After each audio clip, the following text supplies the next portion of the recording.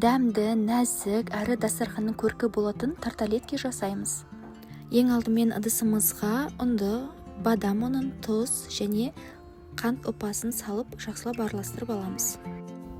Енді осы құрғақ затымызды блендерге саламыз және үстінен сары майымызды салып жақсылап блендерлеп алуымыз қажет. Қыздар, егер бадам ұны болмаса ештеңе етпейді. Кәдімгі ұнды 25 граммға көбірек етіп салсаңыздар болады. Ұнға енді жұмыртқамызды салып, жақсылап, жұмсақ болғанша қамыр илейміз. Міне қамырымыз осылай болып шықты. Енді бұл қамырды үшке бөлеміз.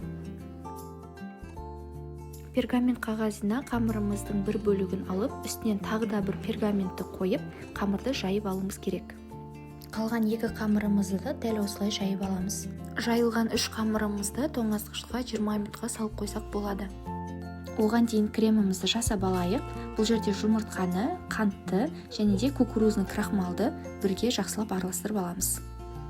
Осыдан кейін сүтімізге ванилинді қосып плитаға қоюымыз керек.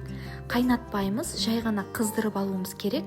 Кейін осы массамыздың барлығын салып, сары майымызды салып жақсылап араластырып аламыз. Оны мұздатып қоюымыз керек. Мұздаған қамырымызды алып, осындай тарталеткеге арналған форманы алып, бөліктерге бөлеміз. Егер бұндай форма болмаса, ештеңе етпейді. Жай ғана фольганы алып, осылай домалақ пішінге қойып, қамырымызды оған да пісіріп алуға болады. Енді формамызға қамырды салып, асты үстін жақсылап біріктіріп жабыстыруымыз керек. Қамырды формамен бірге тоңазытқышқа тағы да 15 минутқа қоямыз. Одан кейін осылай шығып тұрған шеттерін алып тастауымыз керек. Жабындысына, яғни глазурға жұмыртқа мен сливкиді бірге араластырамыз. Қамырымызды пеште 15 минутта пісіріп алған соң, глазурымызды жағып, қайтадан 5 минутке қоямыз. Қамырымыз дайын, жылтырақ әдемі болып пісіп шықты. Сливкиді жақсылап миксерлеп алып, жаңағы мұздап тұрған кремімізді салып, жақсылап араластырамыз. Қыздар, бұл жерде начинкасына кез келген зат салам десеңіздер болады. Өздеріңізге не ұнайды, соны сала беріңіздер. Ал мен начинкасына банан және де шоколад салдым.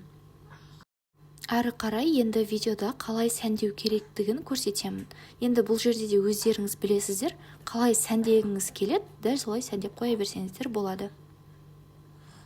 Рецепт, видеом ұнаса, маған тіркеліп қойыңыздар. Алдағы уақытта тағы да осындай жақсы рецепттерді салатын боламын.